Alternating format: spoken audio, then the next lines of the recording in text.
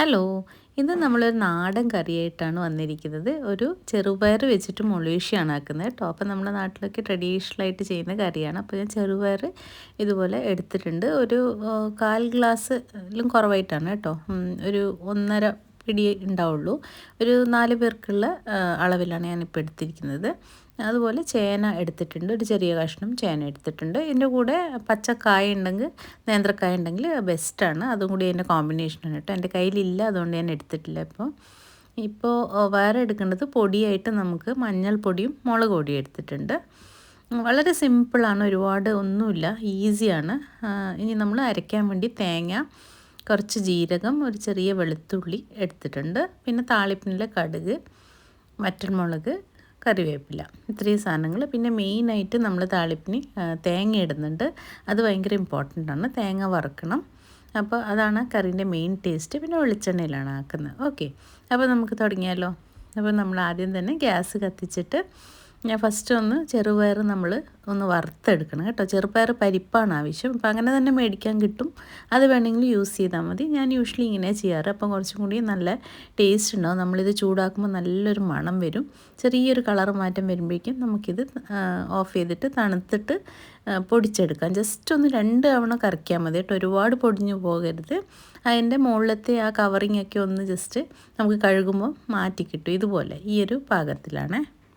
ഈ പരിപ്പ് ഇനി നമ്മൾ നന്നായിട്ടൊന്ന് വാഷ് ചെയ്തെടുക്കണം. അപ്പോൾ ഇതിൻ്റെ മുകളിലത്തെ ആ ലെയർ കവറിങ്ങൊക്കെ പോയിട്ട് നല്ലൊരു ക്ലീനായി കിട്ടും. അല്ലെങ്കിൽ നമ്മൾ കറിയിൽ ഒരുപാട് അതിൻ്റെ ആ തൊലി ഉണ്ടാവുമല്ലോ, അത് ഭയങ്കരമായിട്ട് ഉണ്ടാവും. അപ്പോൾ അതിന് വേണ്ടിയിട്ട് നമ്മൾ നന്നായിട്ടൊന്ന് വാഷ് ചെയ്തെടുക്കുക. വാഷ് ചെയ്യുമ്പോൾ നിങ്ങൾക്ക് കാണാം തൊലിയൊക്കെ ഇങ്ങനെ മുകളിൽ വന്ന് അത് പെട്ടെന്ന് അങ്ങ് കഴുകി കളയാൻ പറ്റും. ഓക്കെ, അപ്പോൾ ഇതുപോലെ ഇരിക്കും. അപ്പോൾ നന്നായിട്ട് വാഷ് ചെയ്തെടുക്കുക. ഇനി നമ്മളിത് കുക്കറിൽ ചേനേൻ്റെ ഒന്നിച്ച് വേവിച്ചെടുക്കുക വേണ്ട. നേരത്തെ പറഞ്ഞ പോലെ പച്ചക്കായ ഉണ്ടെങ്കിൽ ബെസ്റ്റാണ്. അതാണ് ഇതിൻ്റെ നല്ലൊരു കോമ്പിനേഷൻ. ഓക്കെ, അപ്പോൾ നമുക്ക് ചേന ഒന്ന് മുറിച്ചെടുത്താലോ. അപ്പോൾ എനിക്ക് ചേന കൈക്ക് ഭയങ്കര അലർജിയാണ് കേട്ടോ. അങ്ങനെ ഉണ്ടെങ്കിൽ നമുക്ക് കയ്യിൽ ഇച്ചിരി വെളിച്ചെണ്ണ പുരട്ടുകയാണെങ്കിൽ നമുക്ക് കുറച്ചൊരാശ്വാസം ഉണ്ടാവും. ഓക്കെ, അപ്പോൾ ഇതുപോലെ ക്യൂബ്സ് ആയിട്ടാണ് കേട്ടോ ഞാൻ ഈ ചേനയൊക്കെ മുറിച്ചെടുക്കുന്നത്. അപ്പോൾ എല്ലാ ചേന കഷ്ണവും ഞാൻ ഇതുപോലെ മുറിച്ചെടുത്തിട്ടുണ്ട്. ഇനി നമുക്ക് ഇത് പരിപ്പിൻ്റെ ഒന്നിച്ചിട്ടിട്ട്, ചെറുപയർ പരിപ്പിൻ്റെ ഒന്നിച്ചിട്ടിട്ട് വേവിച്ചെടുക്കാം. ഓക്കെ, അപ്പോൾ ഇതുപോലത്തെ ട്രഡീഷണൽ കറികൾ ഒത്തിരി ഈസിയാണ്, അതുപോലെ തന്നെ ഒത്തിരി ടേസ്റ്റി ആയിരിക്കും. ഇപ്പോൾ നമ്മുടെ നാട്ടിലുള്ള ഇതുപോലത്തെ ട്രഡീഷണൽ കറികളൊക്കെ അറിയാത്തവർ തീർച്ചയായിട്ടും ട്രൈ ചെയ്ത് നോക്കണം കേട്ടോ.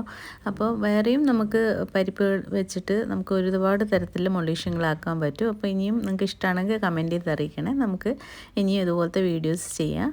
അപ്പോൾ ഞാൻ ഇതിനകത്തേക്ക് മഞ്ഞൾപ്പൊടിയും മുളക് പൊടിയും ഇട്ടിട്ടുണ്ട്. 1/4 ടീസ്പൂൺ മഞ്ഞൾപ്പൊടി, 1/2 ടീസ്പൂണോളം, 1/2 to 1/4 ടീസ്പൂൺ മുളക് പൊടി, അതുപോലെ കുറച്ച് ഉപ്പ് ഇട്ടിട്ടുണ്ട്. അധികം ഉപ്പ് ഇടുന്നില്ല, ലാസ്റ്റിലിടാം നമുക്ക്. എന്നിട്ട് നന്നായിട്ട് ഇളക്കി പാകത്തിന് വെള്ളം ഒഴിച്ചിട്ട് മുങ്ങി നിൽക്കേണ്ട വെള്ളം മതി കേട്ടോ. ബാക്കി വേണമെങ്കിൽ നമുക്ക് പിന്നീട് അരപ്പിൻ്റെ ഒന്നിച്ച് ചേർക്കാം. ഇനി നമുക്കിത് ഗ്യാസിൽ വെച്ചിട്ട് വേവിക്കാൻ വെക്കാം. ഒരു 2 വിസിൽ മതിയാവും, 2 to 3 അത്ര മതി. ഇനി നമുക്ക് അരപ്പിൻ്റെ സാധനങ്ങൾ എടുക്കാം. അപ്പോൾ തേങ്ങ, ജീരകം, വെളുത്തുള്ളിയാണ് എടുത്തിരിക്കുന്നത്. ഒരു 1/2 ടീസ്പൂണിനും കുറവായിട്ട് മതി ജീരകം. ഒരു 1/4 മുറി തേങ്ങയാണ് ഞാൻ എടുത്തിട്ടുള്ളത്. പിന്നെ ഒരു ചെറിയ അല്ലി വെളുത്തുള്ളി, 1 to 2. അതുപോലെ കുറച്ച് കറിവേപ്പില ആഡ് ചെയ്തിട്ടുണ്ട്. ഓക്കെ, അപ്പം ഇച്ചിരി വെള്ളം മതി കേട്ടോ, ഒരുപാട് വെള്ളമൊന്നും വേണ്ട. കുറച്ച് വെള്ളം ഒഴിച്ചിട്ട്, ഒരു 1/4 ഗ്ലാസ്സിൽ കുറവായിട്ട് വെള്ളം ഒഴിച്ചിട്ട് നമുക്ക് ഇതൊന്ന് കറക്കിയെടുത്താൽ മതി. ഒരുപാട് അരയണ്ട, തുരുതുരയായിട്ട് തന്നെ വേണ്ടത്. ഓക്കെ, അപ്പോൾ ജസ്റ്റ് ഒന്ന് കറക്കിയെടുത്താൽ നമ്മൾ അരപ്പ് റെഡിയാണ്. അപ്പോൾ കണ്ടോ, ഇതുപോലെയാണ് അരപ്പ് വേണ്ടത്. ഒരുപാട് മിനുസത്തിൽ അരച്ചെടുക്കേണ്ട ആവശ്യമില്ല. അപ്പോൾ ഇവിടെ നമ്മുടെ പരിപ്പും ചേനയൊക്കെ നന്നായിട്ട് വെന്തിട്ട് വിസിൽ വന്നിട്ടുണ്ട്. ഇനി നമ്മൾ തണുത്ത് കഴിഞ്ഞിട്ട് നമുക്കിത് ഓപ്പൺ ചെയ്ത് നോക്കാം. ഇതുപോലെ നന്നായിട്ട് വെന്തിട്ടുണ്ട്. തവി വെച്ചിട്ട് നമ്മളൊന്ന് കഷ്ണം ഉടച്ചു കൊടുക്കുക. ഞാൻ എപ്പോഴും പറയാറുണ്ട്, നമ്മുടെ കറിക്ക് നല്ല ആ ഒരു ടേസ്റ്റ് കിട്ടണമെങ്കിൽ നമ്മളെപ്പോഴും ഇതുപോലെ ഒന്ന് ഉടച്ചു കൊടുക്കണേ. ഇനി ഇതിനകത്തേക്ക് നമ്മുടെ അരപ്പ് ഒഴിച്ചു കൊടുക്കുക. എന്നിട്ട് കുറച്ച് ജാറ് കഴുകിയിട്ട് ആ വെള്ളം എടുക്കുക. നമുക്ക് ആ കറീൻ്റെ കൺസിസ്റ്റൻസിക്ക് അനുസരിച്ച് കുറച്ച് ലൂസാക്കി എടുക്കുന്നുണ്ട്. കാരണം പരിപ്പാണല്ലോ, നമ്മളൊന്നും കൂടി കുക്ക് ചെയ്യുമ്പോഴേക്കും അതൊന്ന് കുറുകി വരും. ഓക്കെ, ഇനി ഞാൻ ആവശ്യത്തിന് കുറച്ച് ഉപ്പിട്ട് കൊടുത്തിട്ടുണ്ട്. ഇനി നമുക്കിത് നന്നായിട്ടൊന്ന് തിളപ്പിച്ചെടുക്കാം. ഇപ്പോൾ നമ്മുടെ മൊളീഷ്യം ഓൾമോസ്റ്റ് റെഡിയാണ്. ഇനി നമ്മളെ മെയിൻ വറവാണ്, അതാണ് ഇതിൻ്റെ ടേസ്റ്റും. അപ്പോൾ ഇതൊന്ന് നന്നായിട്ട് തിളപ്പിച്ചെടുക്കണം കേട്ടോ, നന്നായി തിളയ്ക്കണം. അപ്പോഴേക്കും ഇതിൻ്റെ ഒരു പാകമൊക്കെ മാറി കുറച്ചും കൂടി ഒന്ന് കുറുകി വരും. അതാണ് അതിൻ്റെ നല്ലൊരു ടേസ്റ്റ്. ഒരുപാട് ലൂസായിട്ടുള്ള കറി അല്ലല്ലോ മൊളീഷ്യം, അറിയാമല്ലോ. അല്ലേ? അപ്പം നമ്മൾ അതിനെ താളിപ്പിടാൻ വേണ്ടിയിട്ട് ഒരു ചെറിയ പാത്രം എടുത്തിട്ട് അതിനകത്തേക്ക് ഞാൻ വെളിച്ചെണ്ണ ഒഴിച്ചു കൊടുത്തത് ഒരു 2 ടേബിൾ സ്പൂണോളം വെളിച്ചെണ്ണ എടുത്തിട്ടുണ്ട്. അതിലേക്ക് കടുക്, വറ്റൽമുളക്, കറിവേപ്പില ഇട്ട് കൊടുത്തിട്ടുണ്ട്.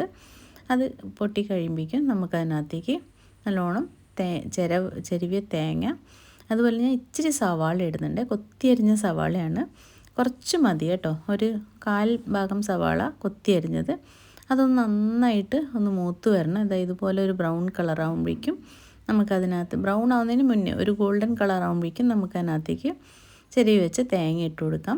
അപ്പോൾ തേങ്ങയും കൂടി ബ്രൗൺ ആകുമ്പോഴേക്കും ആ സവാളയുടെ കളറ് പാകത്തിന് മൂത്ത് വരും. ഓക്കെ, ഇനി ഈ തേങ്ങയും നല്ലതായിട്ട് ബ്രൗൺ കളറാവണം, അതുവരെ വഴറ്റിയെടുക്കുക. അപ്പോൾ നല്ലതായിട്ട് ബ്രൗൺ ആയി കഴിയുമ്പോഴേക്കും നമുക്ക് ഈ താളിപ്പ് നമ്മുടെ കറിയിലേക്ക് ഒഴിച്ചു കൊടുക്കുക. അത് ഏകദേശം ഇതുപോലെ ആയി വരണം. ഓക്കെ, അപ്പോൾ നല്ലൊരു ടേസ്റ്റും മണവും ഒക്കെ വരും.